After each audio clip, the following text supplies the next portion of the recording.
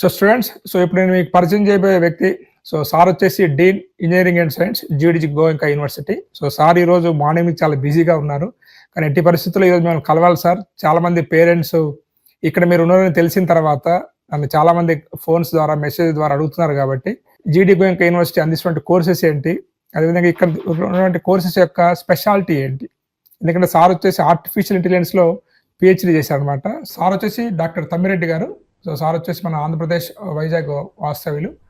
కాబట్టి సార్ ద్వారా ఎక్కువ ఇన్ఫర్మేషన్ అయితే జీడి గోయంకా యూనివర్సిటీ గురించి మనం తెలుసుకుందాం. సార్ నమస్కారం. సార్ నమస్కారం అండి. తెలుగు పిల్లలు ఎంతమంది ఉండొచ్చు సార్? ఇక్కడ ఎవ్రీ ఇయర్ ఎంతమంది జాయిన్ అవుతూ ఉంటారు? ప్రస్తుతం అయితే మనకి సౌత్ నుంచి ఎస్పెషల్లీ ఆంధ్ర, తెలంగాణ, కేరళ, మహారాష్ట్ర నుంచి మనకి చాలా మంది స్టూడెంట్స్ అయితే మనకి బాగా ప్రతి ప్రోగ్రామ్ లో వస్తున్నారండి. మనకి గత 2-3 సంవత్సరాల నుంచి చూస్తే మా ప్రోగ్రామ్స్, ప్రతి ప్రోగ్రామ్ ఎస్పెషలీ బీటెక్ ప్రోగ్రామ్స్ అవ్వచ్చు, ఫారెన్సిక్ సైన్స్ లో అవ్వచ్చు, గుడ్ నెంబర్ మనకి 100లో కూడా వస్తున్నారు. ఫర్ ఎగ్జాంపుల్ ఏఐఎంఎల్ అయితే దగ్గర ఇయర్ 400 వరకు వచ్చారు మన తెలుగు స్టూడెంట్స్. మన తెలుగు వారు చాలా ప్రశాంతంగా ఇక్కడ చదువుకుంటున్నారు. మీరు ఉన్నారు కాబట్టి అది కూడా ఇంకా అడ్వాంటేజ్. అంటే నేను ముఖ్యంగా చెప్పగలిగింది ఏంటంటే ఇక్కడ వాతావరణం అనేది మిక్స్డ్ కల్చర్ అంటాం. అంటే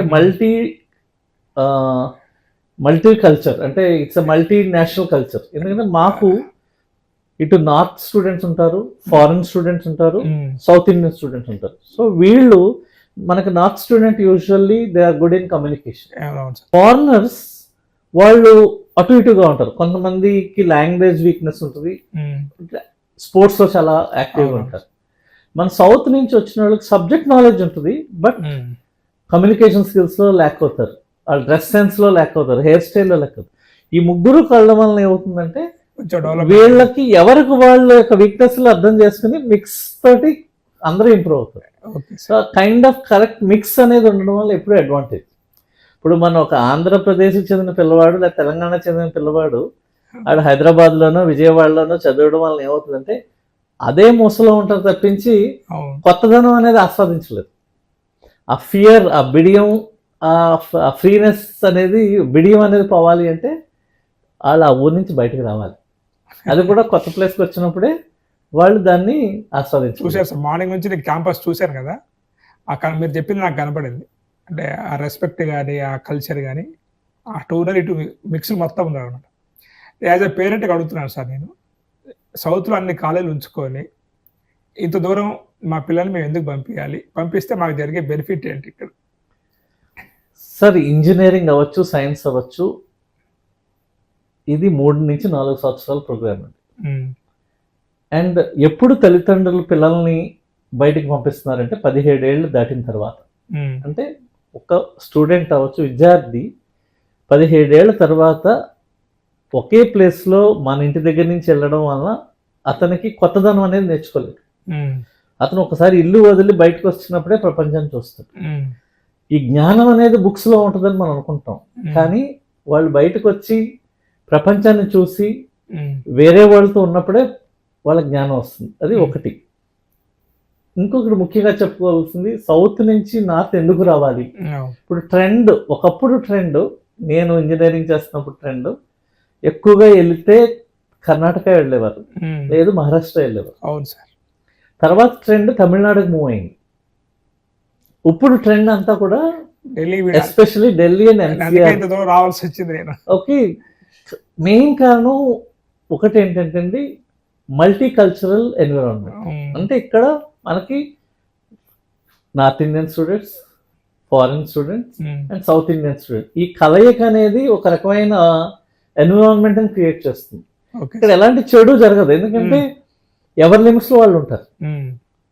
నార్త్ ఇండియన్ స్టూడెంట్స్ చాలా ఎనర్జెటిక్ గా ఉంటారు, మన సౌత్ ఇండియన్ స్టూడెంట్స్ కొంచెం పొలైట్ గా ఉంటారు. ఈ ఫారిన్ స్టూడెంట్స్ యూజువల్లీ కొంచెం మిక్స్డ్ కల్చర్ లో ఉంటారు. సో ఈ ముగ్గురు కలవడం వల్ల ఏంటంటే బ్యాలెన్సింగ్ అనేది జరుగుతుంది. 2 మల్టీ డిసిప్లినరీ అప్రోచ్ ఉంటుంది. 3వది ఏంటంటే ఢిల్లీ అనేది ఒక కాస్మోపాలిటన్, ఢిల్లీ గుర్గావ్ అనేది కాస్మోపాలిటన్ ఎన్విరాన్మెంట్. మనం ఇప్పుడు ఎందుకు ఒక ఆంధ్ర నుంచి స్టూడెంట్స్ నార్త్ రావాలి అనే దాంట్లో ముఖ్యంగా చెప్పుకున్నది ఒకటి multi disciplinary approach, multi cultural approach. మనకు అన్ని దేశాలు అన్ని రాష్ట్రాల నుంచి వస్తారు. రెండవది లాంగ్వేజ్ అనేది ఇంప్రూవ్ అవుతుంది. మూడవది ముఖ్యంగా చెప్పుకోవాల్సింది జిడి గోయంకా యూనివర్సిటీలో స్టూడెంట్ ఇంటేక్ అనేది మేము రిస్ట్రిక్ట్ చేసుకున్నాం. Okay sir. సో మీకు తెలుసు కొన్ని ప్రముఖ విద్యా సంస్థల్లో వేల మందిని అడ్మిట్ చేసుకుని 2 షిఫ్ట్లు 3 షిఫ్ట్లు రన్ చేసి ఫ్యాకల్టీ కూడా చాలా తక్కువగా ఉంటారు. సో మనం ఆ దానికి వెళ్లకుండా క్వాలిటీ కన్సెన్సస్ అంటాం. అంటే మనకి మెయిన్ ఇక్కడ ఉన్న వసతి సౌకర్యాలను బట్టి మనం తక్కువ మంది స్టూడెంట్స్ని, ఇప్పుడు ఫర్ ఎగ్జాంపుల్ ఈసీ ఉందంటే మనకి 60 మంది students, mechanical 60, civil 60, computer science ఉందంటే 120, ఏఐఎస్లోకి 300 మంది. దీంతో మేము ఆపుతున్నాం. ఎందుకంటే మనకి మొత్తం అంతా కలిపి 750 మంది ఉంటారు ఇయర్కి. సో ఇక్కడ మన ఇన్ఫ్రాస్ట్రక్చర్ కోస్ట్లోకి క్లాస్ రూమ్స్ అవ్వచ్చు, కంప్లీట్లీ ఏసీ అండి, air condition. All class rooms, all hostels కూడా మన దగ్గర AC, air condition. Okay sir. అలాగే పిల్లల సేఫ్టీ అనేది ఇక్కడ 3 అంచెల సెక్యూరిటీ ఉంటుంది. Okay sir. ఇక్కడ ముఖ్యంగా ఎవరన్నా బయట నుంచి రావాలి అంటే ఫస్ట్ వీళ్ళకి పర్మిషన్ ఉండాలి. మనకి సెక్యూరిటీ అనేది చాలా ఎక్కువ ఉంటుంది ఇక్కడ. ఎందుకంటే ఇది మనకి సోనా అనే ఊరికి దగ్గరలో ఉంది. ఇది 60 ఎకరాల క్యాంపస్, మొత్తం అంతా సెక్యూర్డ్గా సీసీ కెమెరాస్ ఉంటాయి. ప్లస్ హాస్టల్లో కూడా ప్రతి హాస్టల్ దగ్గర సెక్యూరిటీ ఉంటుంది, వార్డెన్స్ ఉంటారు, ఎప్పటికప్పుడు పిల్లల బాగోలు చూస్తారు. హెల్త్ ఇష్యూలో కూడా మనకి అంబులెన్స్లు ఉంటాయి, హాస్పిటల్స్ అన్ని దగ్గరలో ఉంటాయి. మేధాంత హాస్పిటల్ అని చాలా ప్రముఖమైన హాస్పిటల్ టైప్ ఉంది. సో ఇప్పటి వరకు మాకు ఎలాంటి ప్రాబ్లమ్స్ అయితే రాలేదండి. సార్ ఫైనల్గా నన్ను చాలామంది పేరెంట్స్ అడిగేది, కానీ ఇప్పుడున్నటువంటి పేరెంట్స్ కన్ఫ్యూజన్ ఏంటంటే ఏ బ్రాంచ్ తీసుకోవాలి ఇంజనీరింగ్లో. ఒకవైపు వాళ్ళకి ఏ వచ్చి జాబ్స్ పోతున్నాయని భయం ఒకటి ఉంది, మరి అది చదవకపోతే అసలు జాబ్స్ రావేమో అని చెప్పేసి. అంటే బ్రాంచెస్ పైన మాలాంటి వాళ్ళు ఎంత అవగాహన కల్పిస్తున్నప్పటికీ కూడా సీనియర్గా మీరు దాదాపు అన్ని ఇండస్ట్రీస్తో మాట్లాడుతూ ఉంటారు కాబట్టి ఫ్యూచర్ అనేది ఎలా ఉంటుంది, ఏ బ్రాంచ్ చదివితే బాగుంటుంది స్టూడెంట్స్ అనేది చెప్పండి సార్ కొంచెం. ఇప్పుడు ఏఐ అనేది ఈ గత 1-2 సంవత్సరాల నుంచి చాలా పురోగతి సాధించింది. ఇప్పుడు ఏ బ్రాంచ్ చదవాలి అనే దానికన్నా ఈ టెక్నిక్స్ అంటే స్కిల్స్ అంటాం, ఈ స్కిల్ సెట్ అనేది ఎక్కువ ఎక్కడ ఉపయోగిస్తున్నారు అనే దాన్ని బట్టి మనం ఒక ప్రోగ్రామ్ని ఎంచుకోబడుతుంది. అంటే మల్టీ డిసిప్లినరీ అప్రోచ్ అంటారు. అంటే ఇప్పుడు ఎన్ఈపి 2020 అని చెప్పి మన భారత ప్రభుత్వం ఒక కొత్త పాలసీని తీసుకొచ్చింది గత 2 సంవత్సరాల నుంచి. ఆ పాలసీని యూనివర్సిటీ, దాంట్లో జిడి గోయంకా యూనివర్సిటీ 100కి 100 ఈ ఎన్ఈపి 2020ని అమలు చేస్తున్నామండి. దీంట్లో ఈ ఎన్ఈపి 2020లో ముఖ్యమైనది ఏంటంటే ఎగ్జిట్ పాలసీ. సో మనం 3 years తర్వాత ఎగ్జిట్ అవ్వాలన్నా, 4 yearsలో మనం ఏదన్నా వేరే ప్రోగ్రామ్స్ అదర్ ప్రోగ్రామ్స్లోకి షిఫ్ట్ అవ్వాలనుకున్నా, లేకపోతే కొత్త సబ్జెక్ట్ నేర్చుకోవాలనుకున్నా మనకి దాన్ని అలౌ చేస్తుంది. సో దాన్ని మేము తీసుకొని ఈ వివిధ ప్రోగ్రామ్స్ని మల్టీ డిసిప్లినరీ అప్రోచ్లో మేము అభివృద్ధి చేయబడుతుంది. దాన్ని కేటగరైజ్ చేస్తామండి. సో స్కిల్ డెవలప్మెంట్ ప్రోగ్రామ్స్ అంటాము, మల్టీ డిసిప్లినరీ ప్రోగ్రామ్స్ అని అంటాము. సో దీనివల్ల ఏంటంటే పిల్లవాడికి అవకాశాలు ఎక్కువ ఉంటాయి ఏ బ్రాంచ్ తీసుకున్నా. ప్లస్ ఇప్పుడు ఉన్న కాలానుగుణంగా స్పెసిఫిక్ బ్రాంచ్ అనేది నేను చెప్పలేదు. కారణం ఏంటంటే రానున్న కాలంలో కంప్యూటర్ సైన్స్ అనేది రేపు క్వాంటమ్ ఆవిష్కరింపబడిన తర్వాత మొత్తం అన్నీ మారిపోయే అవకాశం ఉంది. అది ఎంతో కాలం లేదండి. ముందు అనుకున్నారు 10 ఏళ్ళు పట్టచ్చు, 5 ఏళ్ళు పట్టచ్చు అని, కానీ మైక్రోసాఫ్ట్ అది నిజం చేసింది విత్ ఇన్ నో టైం. అది కరెక్ట్గా కానీ మార్కెట్లోకి రిలీజ్ చేయబడి తక్షణం మొత్తం జాబ్ ప్రయారిటీస్ అని అవ్వచ్చు, లేకపోతే ఈ బ్రాంచ్ ప్రయారిటీస్ అన్నీ కూడా మారిపోతాయి.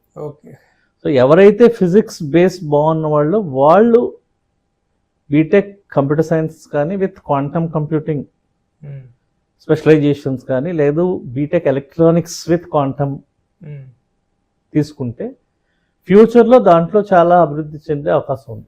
ఈ క్వాంటమ్ అనేది ప్రతి విభాగంలోకి వెళ్ళిపోతుందండి.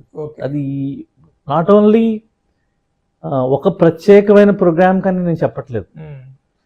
ఒక డెడ్లీ కాంబినేషన్ అని చెప్పగలను. ఒకటి quantum computing, cloud computing, and third is the Nvidia, that is called GPU base. ఈ మూడు కలిపితే దాని ద్వారా సృష్టించబడే చేయగలిగే ఈ అవకాశం అనేది ప్రపంచంలో ఎప్పుడు చేయలేంత జరిగే అవకాశం ఉంది. అది ఎంతో కాలం లేదండి. ఓకే, విత్ ఇన్ 5 years లో ఇవన్నీ రాబోతున్నాయి. హైబ్రిడ్ ఇంజనీరింగ్ అనుకోవచ్చు. ఎస్. సో మేబీ ఈ స్పెషలైజేషన్స్ అన్ని కూడా మూతపడిపోయి మళ్ళీ పూర్వం ఉండేది common engineering with specific application orientation, okay sir. అలా కూడా త్వరలో వచ్చే అవకాశం ఉంది. ఆల్రెడీ IIT హైదరాబాద్ వాళ్ళు ఒక కొత్త వినూత్నమైన బీటెక్ తీసుకొచ్చారు few years back. That is called B Tech engineering with mathematics. Mathematics and computing. Mathematics and computing అది చాలా ప్రాముఖ్యంగా చెంది. అలాగే రేపు మ్యాథమెటిక్స్ విత్ క్వాంటమ్ అనేది వచ్చి అప్లికేషన్ స్పెసిఫిక్ అయితే కూడా ఆశ్చర్యపోతుంది. చాలా మంది జాయిన్ చేయించాను సార్ ఆ బ్రాంచ్ లో. నేను IITsలలో పిల్లలకి ఆ సీట్ వస్తుంటే మాకు వద్దు, భయం అవుతుంది అంటే లేదండి ఫ్యూచర్ బ్రాంచ్ అని చెప్పి జాయిన్ చేయించారు. సో ఓకే సార్, చాలా thank you sir, me time ఇచ్చారు చాలా బిజీగా ఉన్నప్పటికీ. So students and parents, so ఏదైతే మన డీన్ అయితే ఉన్నారో సార్ గారితో మాట్లాడి సో GD గోయంకాల్ అందిస్తున్నటువంటి బ్రాంచెస్ ఏంటి, అదేవిధంగా ఫ్యూచర్లో ఎటువంటి బ్రాంచెస్ తీసుకోవాలి, ఎటువంటి స్టూడెంట్స్కి ఉద్యోగ అవకాశాలు ఉంటాయి, ఇక్కడ అందిస్తున్న బ్రాంచెస్ యొక్క టైప్స్ ఏ కంపెనీస్తో ఉన్నాయి, బీటెక్కే కాకుండా పేరెంట్స్ కూడా ఇంకా అదర్ కోర్సెస్ గురించి, అదర్ బ్రాంచెస్ గురించి కూడా ఆలోచించాలని చెప్పేసి సార్ చాలా చక్కగా చెప్పడం జరిగింది. వీడియో నచ్చింది అనుకుంటూ నెక్స్ట్ కూడా మళ్ళీ కలుద్దాం. Have a nice day. All the best for your bright future.